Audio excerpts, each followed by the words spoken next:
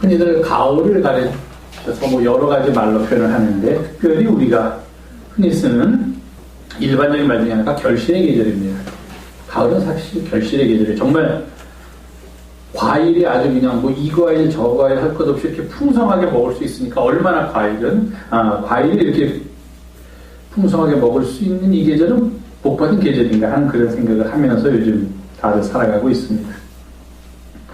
그런데 이렇게 결실의 계절이 되면 사람의 심성이라는 게, 가끔 그런 생각을 해요. 세상에는 악한 사람이 더 많을까, 선한 사람이 더 많을까, 그런 어리석은 생각도 해보지만, 적어도 우리 개인의 심성 속에는 착한 심성도, 아무리 악한 사람이라도 악한 심성만 있는 게 아니라 착한 심성도 조금은 있지 않을까 하는 그런 생각을 하는데, 그런 착한 심성이 발동을 하게 되면 어떻게 되느냐, 결실의 계절에서는 우리가 이것을 해야 한다라고 이끌어줍니다. 무엇을 해야 한다라고 이끌어줄까요? 감사를 해야 됩니다. 이런 풍요가 우리에게 오게 되는 것에 대한 감사, 그것이 없이는 풍요를 누릴 만한 자격이 없다, 이렇게 말해도 틀린 말은 아니다 하는 것입니다.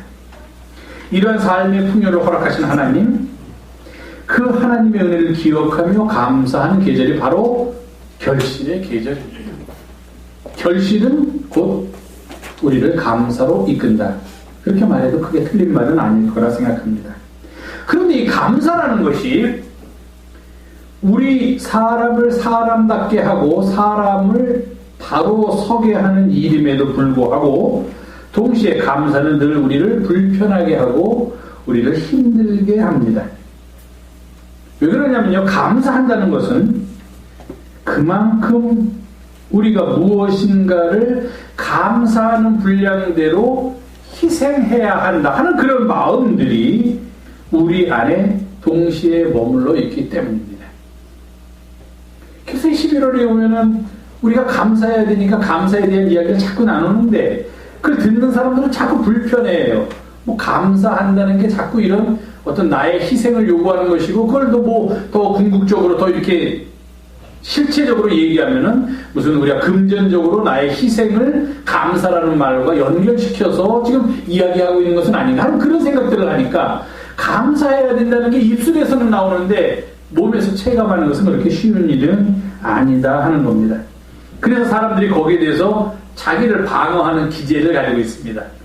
감사해야 되지, 거기까지는 다 공감하면서, 그러나 감사에 따르는 희생을 줄이려는 그런 마음들이, 그런 참 좁고 어리석은 마음들이 우리 모두 안에 있어요. 그게 뭐냐면 바로 감사의 조건을 따지는 겁니다.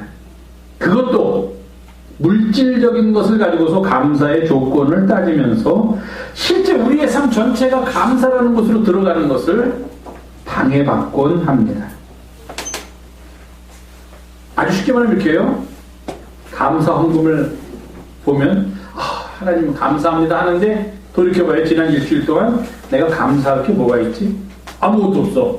평범했어요. 지난주나 그 전주나 그 전전주나 한 달 전이나 똑같았어요. 뭐 지난주라고 해서 갑자기 내가 돈을 많이 번 것도 아니고, 뭐가 집안에 대단히 좋은 일이 있었던 거 아니고, 이렇게 보면은 뭐 그 전주에도 감사 안 했으니까 이번 주에도 별로 감사할 거 없네, 이렇게 자기 방어 기제예요. 그게 뭐냐면은 감사의 조건을 우리들이 처하고 있는 삶의 조건 속에서 자꾸 찾아내려고 하는 그런 일 때문에 그렇게 된다 하는 겁니다.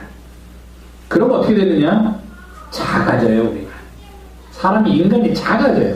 감사의 조건을, 그거는 감사의 조건을 찾는 게 아니라 감사하기 싫은데 감사해야 된다 하는 것이 자꾸 마음속에서 일어나면서, 동시에 감사하면은 너가 희생해야 돼 하는 게 같이 일어나니까, 이것을 갖다가 좀 어떻게 스스로 합리화시키기 위해서 하는 게 감사의 조건을 찾는 거다 하는 겁니다. 뭐 살다 보면은 늘 우리가 다 하는 일이에요. 그런데 문제는 그렇게 살면은 사람이 정말 작아져도 한없이 작아져요. 인색하면은, 제가 늘 인색하지 말라는 얘기를 드리는데, 인색하면은 인색한 게 문제가 아니라 그 사람이 작아져요. 스스로는 아니라고 생각해도 다른 사람들은 다 그 사람이 너무 작아지는 게 보여. 안타깝고 가슴 아프죠. 우리는 크게 살고 싶은데, 모든 것이 그것이 다 주님의 은혜라고 말을 하는데 실상 감사를 해야 된다라는 문제에 부딪히면은 감사의 모습은 작아진다 하면서 우리가 하는 게 나는 무엇을 감사할까? 이렇게 반문한다는 겁니다. 오늘 우리가 함께 봉독한 본문은요, 바울이라고, 아마 바울이라고 생각되는데, 바울이 데살로니가에 있는 교회에 보낸 편지에서 그가 이렇게 말합니다. 주께서 사랑하시는 형제들아, 데살로니가 교회 교인들입니다. 주께서 사랑하시는 형제들아, 우리는 이제 바울과 같이 지금 선교 여행을 다니고 있는 동역자들입니다. 우리가 항상 너희에 관하여, 데살로니가 교회에 관하여 마땅히 하나님께 감사할 일이 있다. 그렇게 얘기를 합니다. 그러니까 지금 비록 몸은 떨어져 있지만 데살로니가 교회를 기억할 때마다 바울이 멀리 떨어져 있으면서도 그들의 어떤 일 때문에 하나님께 감사하는 기도를 드리고 있다는 겁니다. 역시 바울의 감사는 복음의 사도다운 그런 멋진 모습입니다. 제가 말씀드렸지만 우리의 감사는 내가 처해져 있는 주변의 환경에 의하여 좌우됩니다. 아까도 말씀드렸죠. 뭘 감사할까? 지난주에는 뭐 좀 엑스트라로 뭐가 생겼어? 그럼 감사해야지. 그렇지만 우리가 보면 그런 일 별로 일어나지 않아요. 늘 똑같아요. 그렇지 않습니까, 여러분들? 지난주와 그 전주와 뭐 삶에 크게 우리가 살아가다 보면 변화되는 거라든지 뭐 새로운 일이 일어난다든지 아주 좋은 일이 갑자기 일어나는지 하는 것을 경험하는 것은 그렇게 쉽지가 않아요. 그런데 우리는 그 속에서 자꾸만 내가 무엇을 감사할까를 찾는다 하는 겁니다. 바울은 그렇지 않았어요. 바울은 하나님께 감사하는데 뭘 가지고 감사하냐면은 데살로니가 교회 교우들 때문에 감사한다. 그렇게 이야기를 합니다. 바울의 감사는 전적으로 타자 지향적이다 하는 겁니다. 우리의 감사는 자기 중심적이에요. 내 삶의 조건을 보면서 자꾸 감사할 이유를 찾는데 바울의 감사는 하나님께 감사하는 궁극적인 삶이 타자들의 삶 속에서 내 감사의 이유를 찾아낸다 하는 겁니다. 그게 우리와는 다른 바울의 감사의 모습이에요. 바울이 감사하는 이유는 자신의 삶이 풍요로워지기 때문이 아니라 자신의 삶이 더 많이 소유하게 되었기 때문이 아니라 내가 복음을 전한 교우들이 하나님의 뜻대로 살아가는 모습을 보면서 하나님께 감사의 예물을 드린다는 겁니다. 하나님께 감사한다는 거예요. 이 당시 데살로니가 교회는 재림이라는 문제를 가지고 굉장히 어려움을 겪고 있던 그런 교회였습니다. 주님께서 내가 너희들이 본 바와 마찬가지로 하늘나라로 갔다가 다시 올 것이다. 너희들 중에는 살아서 내가 다시 오는 것을 볼 사람도 있을 것이다 라고 말씀하셨기 때문에 이 데살로니가 교회는 그 특별한 정치 경제적인 이유가 있지만 이런 재림에 대한 신앙이 아주 강했어요. 우리가 죽기 전에 주님께서 다시 오실 것이다 라고 기다리고 있는데 5년이 돼도 10년이 돼도 15년이 돼도 주님이 안 오시는 거예요. 그러다가 기다리던 사람 중에 주님의 재림을 못 보고 죽는 사람도 생기고 기다리는 사람들도 점점 힘이 들고 이거 뭐 진짜 오신다는 거야? 안 오신다는 거야? 이거 가짜 아니야? 우리가 종말론에 대해서는 바른 믿음을 가져야 되는 이유가 여기 있는데요. 어쨌든 데살로니가 교회에 그런 문제가 있었습니다. 그러니까 교회가 막 흔들어지면서 바울이 데살로니가 교회에 보낸 편지도 보면은 막 사람들이 일도 하지 아니하고 막 그냥 재림 기다리면서 주님이 곧 오신다는데 뭐 이런 일이 뭐가 필요해? 뭐 사는 게 뭐가 필요하면서 아주 뭐 형편없이 살게 되었다 하는 겁니다. 그러니 데살로니가 교인들에게 재림에 대한 이야기를 하면서 동시에 지금 재림을 기다리면서 어떻게 살아야 할 것인가 하는 것을 가르쳐 준 게 데살로니가 전서와 후서인데 그 유명한 항상 기뻐하라 쉬지 말고 기도하라 범사에 감사하는 이야기도 거기 데살로니가 전서에서 나오고 일하기 싫어도 먹지도 말라 하는 이야기도 거기 나오고 그런 이야기가 나오게 된 배경이 다 재림을 기다리면서 데살로니가 교회 교우들의 삶이 이렇게 흐트러지고 있었다는 이야기입니다. 거기에서 바울이 재림을 기다린다고 하더라도 그 때와 시기는 우리가 알 바가 아니니 항상 준비하는 자세로 기다려야 된다 하는 그런 의도를 가지고 이 데살로니가 전후서를 썼습니다. 그러면서 그런 어려움을 겪고 있는 교회 교우들을 향하여 바울이 이렇게 얘기합니다. 주께서 사랑하시는 형제들아 우리가 항상 너희에 관하여 마땅히 하나님께 감사하고 있는데, 그 감사하는 이유를 이렇게 드리고 있습니다. 첫째는 하나님께서 처음부터 너희를 택하신 것을 나는 감사합니다. 두 번째, 성령께서 너희 가운데 임하셔서 너희를 거룩하게 하시는 것을 내가 감사한다. 세 번째, 여러분들이 진리를 믿음으로 구원에 이르게 되었다는 사실 때문에 나는 감사한다. 그렇게 바울은 감사하고 있습니다. 여러분, 하나님께서 여러분들을 택하셔서 하나님의 자녀 삼으시는 걸로 늘 감사하고 계십니까? 성령께서 여러분 가운데 역사하셔서 여러분들이, 아니 우리 모두가 거룩하게 살게 됨을 늘 감사하고 계십니까? 진리를 믿는 믿음 안에서 우리가 구원을 이루게 되었다는 사실을 늘 감사하고 계십니까? 바울에게 있어서 감사의 이유는 바로 이런 것들이었다 하는 겁니다. 데살로니가 교회가 크게 확장을 하고 이전에 있던 교회를 부수고 훨씬 더 많은 돈을 들여서 훨씬 더 화려한 교회를 지었기 때문에 나는 그 소식을 듣고 너무너무 하나님께 감사합니다. 이렇게 기도하지 않았다는 거예요. 데살로니가 교회 교인들이 모두 다 사업도 잘하고 그들의 자녀도 잘돼서 사회에서 촉망받는 직업을 갖고 그들이 사회에서 권력 있는 자리로 들어가게 된다는 소식을 듣고서 나는 얼마나 기쁜지 모릅니다. 그래서 하나님께 감사했습니다. 그렇게 기도하지 않는다는 거예요. 바울이 데살로니가 교회를 기억하면서 기도하는 내용은 하나님께서 처음부터 그들을 택하여 주신 게 얼마나 감사한지 모르겠다. 성령께서 그들 가운데 함께 하셔서 그들이 날마다 거룩함에 이르는 삶을 살게 된 게 이거야말로 내가 하나님께 감사하지 않을 수 없는 것이다. 그리고 그들이 진리를 믿음으로 구원에 이르게 됐다니 하나님 감사합니다. 이렇게 감사의 기도를 드리고 있다는 겁니다. 우리의 감사는 이렇게 우리의 삶이 예수 그리스도 안에서 온전하게 됨에 대한 감사이어야 한다는 것입니다.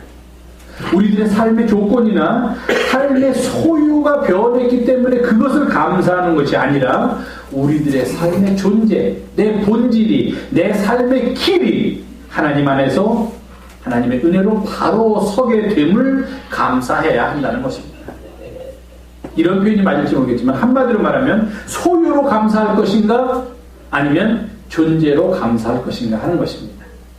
소유의 늘음 그걸 가지고 감사하려고 한다면 아마 감사할 조건은 없을 거예요. 뭐 그렇게 크게 돈이 갑자기 벌리지 않지요. 우리 세상 살다 보면 갑자기 무슨 복권을 맞아가지고서 큰 돈을 벌게 되는 그건 아주 그 소수의 사람들. 그리고 난 다음에 그들의 삶이 더 불행해졌다는 얘기도 많이 듣지만 결국 감사할 조건이 아니다는 겁니다. 우리가 감사해야 될 것은 나의 삶의 본질, 나의 삶의 내 존재가 하나님 앞에서 바른 길을 걷게 됨을 감사해야 한다는 것입니다. 자, 첫 번째로는 하나님께서 우리를 택하여 주신 것을 감사해야만 합니다. 이 얼마나 놀라운 선물이며 선언입니까? 요한복음의 기자는 우리에게 이렇게 말합니다. 주님께서 우리가 주님을 택한 것이 아니라 주님께서 우리를 택하여 주셨다. 그 이유는 우리로 하여금 세상에 나가서 열매를 맺게 하고 그 열매가 항상 있도록 하기 위하여 주님께서 우리를 택하여 세우셨다. 그렇게 이야기합니다. 그렇기 때문에 하나님께서 우리를 택하여 주셨다는 사실이야말로 우리가 하나님께 감사해야만 하는 여러 가지 조건 중에 가장 첫 번째 조건이 될 수 있다는 것입니다. 내가 하나님의 백성이 된 것, 내가 그리스도의 제자로서의 삶을 살아가게 된 것,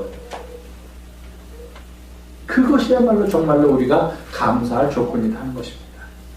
지금까지 머물렀던 죄의 상태에서 벗어나서 이제부터는 나의 영혼이 자유롭고 나의 영혼이 정결하고 나의 영혼이 맑게 하나님의 말씀대로 하나님의 은혜대로 살아가게 된 것, 그걸 별거 아니라고 생각한다면 큰 문제죠. 그것이야말로 우리의 삶의 가장 큰 선물이고 우리가 이 세상에서 누리는 가장 큰 은혜인데 어떻게 감사하지 않을 수 있겠느냐 하는 겁니다. 그가 우리를 택하여 주심으로 나의 삶이 죄악의 삶에서 은총의 삶으로 옮겨지게 됐는데 그가 나를 택하여 주심으로 나의 삶이 욕심의 삶에서 나눔의 삶으로 옮겨지게 되었는데 그가 우리를 택하여 주심으로 나의 삶이 교만의 삶에서 섬김과 겸손과 낮춤의 삶으로 옮겨지게 되었는데, 어느 쪽이 더 반짝반짝 빛나고 어느 쪽이 더 아름답고 향기로운 삶입니까? 아직도 세상 사람들은 이쪽이, 부가 많은 쪽이, 죄악에 머물러 있는 쪽이, 교만하고 힘을 누리는 쪽이 더 복되고 가치 있는 삶이라고 생각할지 모르지만 우리들은 그렇지 않다는 것입니다. 그렇게 우리들을 옮겨주셨기 때문에 우리는 하나님께 감사하지 않을 수가 없다는 것입니다.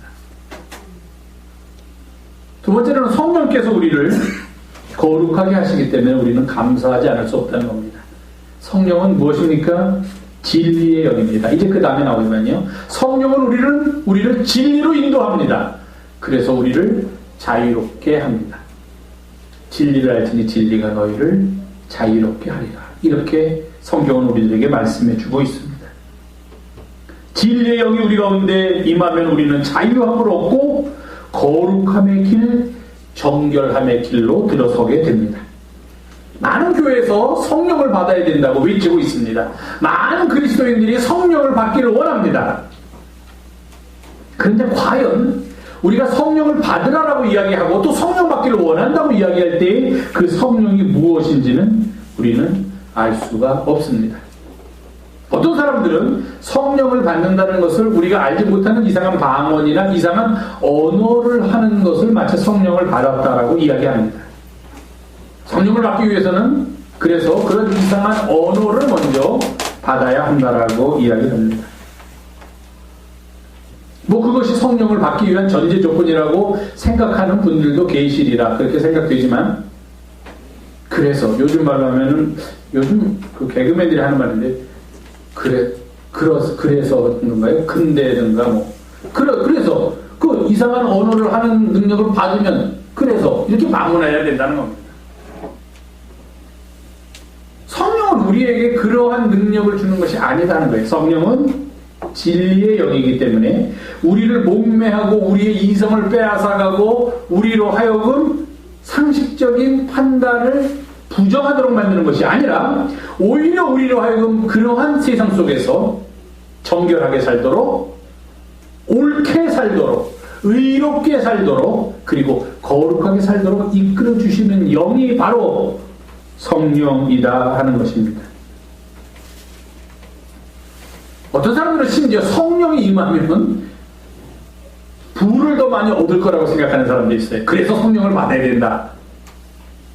그래서 한국교회가 제일 좋아하는 그거는 저도 가끔 설교했지만요, 사랑하는 자여 네 영혼이 잘된 같이 내가 범사에 잘되고 내가 강건하기를 내가 바라노라. 마치 누가 이 말하는 것 같아요? 사랑하는 자, 많이 들어보셨어요? 처음 들어봤어요 이런 거? 이거 처음 들어보면 큰일 나요. 이거 얼마나 이 말씀 가지고서 지금 세계에서 제일 큰 교회가 대한민국에 있는데, 이 말씀 때문에 네 영혼이 잘된 같이 삼박자 구원, 삼박자 축복, 이걸 처음 들어보다니 이건 아니죠. 내 영혼이 잘된 같이 내가 범사에 잘되고, 얼마나 좋습니까? 강건하기를 내가 강건하노라. 다들 예수님이 그런 줄 알아요. 정말 예수님이 그런 말 한 적 없어요. 바울이 한 줄 알아요. 바울이 그런 말 한 적 없어요. 요한 삼성가를 쓴 기자가 그걸 받는 가이오라는 사람한테 그냥 처음에 편지 쓸 때 인사말로 한 거예요. 인사말. 우리가 인사 안녕하십니까? 제가 여러분들한테 혹시 문자 보낼 때 그동안 평안하셨죠? 별일 없으셨죠? 늘 주 안에서 은혜 가운데 사시기를 바랍니다. 그거예요, 그거. 근데 우리는 그게 무슨 하나님의 말씀인 줄 알고 누가 편지 보내면서 편지의 앞부분에다 인사말 쓴 걸 가지고 이게 복음의 전문인 줄 알고 그거에만 매달리고 있다 하는 겁니다. 성령이 우리 가운데 임하면 이런 일이 일어난다는 거예요. 그리고 지금 우리가 생각한 대로 그거 예수님이 요한복음에서 하신 말씀 아니야? 그렇게 생각한다는 거예요. 성령은 우리들의 삶의 소유의 조건을 변화시켜주는 것이, 제가 오늘 자꾸 죄송합니다. 소유라는 말하고 존재라는 말을 쓰는데 설교 이렇게 하면 못한다고 그러는데 사람들이. 어쨌든 근데 할 수 없어요. 이렇게 입에 쓰는 게 쉬울 것 같아서 쓰는 거니까. 오히려 성령은 우리를 더 많이 갖도록 만들어주는 것이 아니라 우리를 더 올바른 삶으로 살도록 만들어주는 게 성령의 역사라는 거예요. 그것을 갖다가 여기서 바울은 뭐라고 했습니다? 성령으로 거룩하게 되고. 그 말은 아주 한 문장으로 그것이 다 요약된 겁니다. 성령으로 부자가 되고 아니에요. 성령으로 권세를 잡아서 세상에서 떵떵거리면서 살게 되고가 아니라 성령으로 거룩하여지고 나의 존재가 바뀌어지게 된다는 겁니다. 그러니 어찌 하나님께 감사하지 않을 수 있겠는가 하는 겁니다. 주님의 형상을 닮아서 거룩함에 이르는 삶을 살기 위하여 성령 받기를 원하고 성령의 임재를 기도하는 것이지, 다른 어떤 세상적인 조건을 충족시키기 위해서 성령께서 우리 가운데 임해야 된다고 말하는 것은 복음의 내용이 아니다 하는 겁니다. 성령은 우리를 거룩하게 하는 영입니다. 그래서 우리는 그 영의 임재를 감사하지 않을 수가 없다는 것입니다. 그리고 세 번째로 무엇을 감사했습니까? 진리를 믿음으로 구원에 이르게 됨을 감사했습니다. 여러분, 구원이 무엇입니까? 예수 믿고 구원받으라고 우리는 외칩니다. 세상을 향하여. 구원이 무엇입니까? 그런 말 같아요. Are you saved? 그게 이제 영어말인데요. Are you saved? 당신 구원받으셨습니까? 이렇게 묻습니다. 사람들이 구원을 어떻게 생각하는지 참 각양각색이겠지만, 우선 구원을 얻게 되는 방법은 오늘 본문에 따르면 진리를 믿음으로 구원에 이르게 된다, 이렇게 되어 있습니다. 진리를 믿음으로. 진리라는 것은 제가 말씀드렸지만 복음이고, 복음은 예수 그리스도입니다. 예수 그리스도를 믿음으로 우리가 구원에 이르게 된다는 말은 우리의 소유가, 이것도 똑같은 얘기예요. 우리의 소유가 늘어난다는 얘기가 아니라 우리의 존재가 바뀐다는 이야기예요. 진리를 믿으면 어떻게 됩니까? 예수 그리스도를 믿고 복음에 들어서게 되면 어떻게 됩니까? 그분의 삶을 닮으면서 살게 돼요. 그게 기쁨이 되는 거예요, 나한테. 그리고 그게 삶의 바른 길이라고 자꾸 느끼게 되는 거예요. 그리고 그 안에서 삶의 행복과 삶의 의미를 느끼게 된다는 겁니다. 예수 그리스도 안에서 그분을 닮아가는 삶을 살면서, 그게 바로 진리를 믿음으로라는 말의 뜻입니다. 구원받은 사람의 모습은 바로 진리를 따르는 삶을 사는 것이다. 그렇게 성서는 말해주고 있다는 것입니다. 그럼에도 불구하고 우리는 아직도 구원이라는 것을 우리의 편이나 우리가 갖고 있는 생각의 한계, 그리고 우리의 마음이 좁기 때문에 그 좁은 마음을 가지고 구원을 자꾸 정의를 내려버려요. 요만한 마음을 가지고 구원을 정의 내리려면 구원도 요만해집니다. 그냥 나한테만 뭐가 일어나는 거, 이렇게 되는 거예요. 그러나 진정한 구원은 우리 자신을 소유를 갖는 것이 늘어나는 것을 가장 좋은 것으로 여기는 차원에서 내가 어떤 삶을 살아가느냐, 내 존재의 본질은 무엇인가에 대한 삶으로 옮기워 주는 것, 그것이 바로 구원이다 하는 것입니다. 이것이 바로 그리스도를 따르는 삶 속에서 누리게 되는 기쁨, 그리스도를 따르는 삶 속에서 누리게 되는 찬양과 경배인 것입니다. 그렇기 때문에 이것을 감사하지 않을 수가 없습니다. 사랑하는 교회 여러분, 감사의 계절입니다. 무엇을 감사할 것인가 생각하기에는 우리가 이미 받은 것들이 너무도 많습니다. 이제부터 내가 가진 것, 가질 것에서 감사를 국한시키지 말고 내가 어떻게 살게 되었는가, 내가 무엇을 삶의 가장 귀한 것으로 여기고 살게 되었는가 하는 존재의 차원에서 감사를 찾게 되기를 바랍니다. 하나님께서 처음부터 우리를 택하여 주신 얼마나 기쁜 복음의 소식입니까? 감사하십시오. 성령으로 우리를 거룩하게 하시고 정결하게 하시고 우리로 하여금 예수 그리스도의 길을 따라가게 하는 것, 얼마나 복된 삶입니까? 그것이 우리의 감사의 이유인 것입니다. 이 계절 정말로 우리가 하나님께서 우리에게 베풀어 주신 그 많은 일들을 기억하면서 우리의 삶에 허락하신 그 많은 선물들에 대해서 감사하면서 살아갈 때 우리에게 이런 은혜가 있을 것입니다. 우리 주 예수 그리스도와 우리를 사랑하시고 영원한 위로와 좋은 소망을 은혜로 주신 하나님 우리 아버지께서 우리의 마음을 위로하시고 모든 선한 일과 선한 말에 우리가 굳건하게 설 수 있도록 우리를 도우시고 우리의 삶에 함께하여 주시리라 믿습니다. 이런 마음으로 이 결실의 계절을 감사의 계절로 더 승화시키면서 더 큰 은혜를 사모하고 또 그 은혜를 받는 영성의 가족 모두가 되시기를 간절히 주님의 이름으로 부탁을 드립니다. 기도하겠습니다. 주께서 우리를 택하여 주심에 감사드립니다. 성령으로 우리를 거룩하게 하여 주심에 감사드립니다. 진리를 믿음으로 구원에 이르게 하심에 감사드립니다.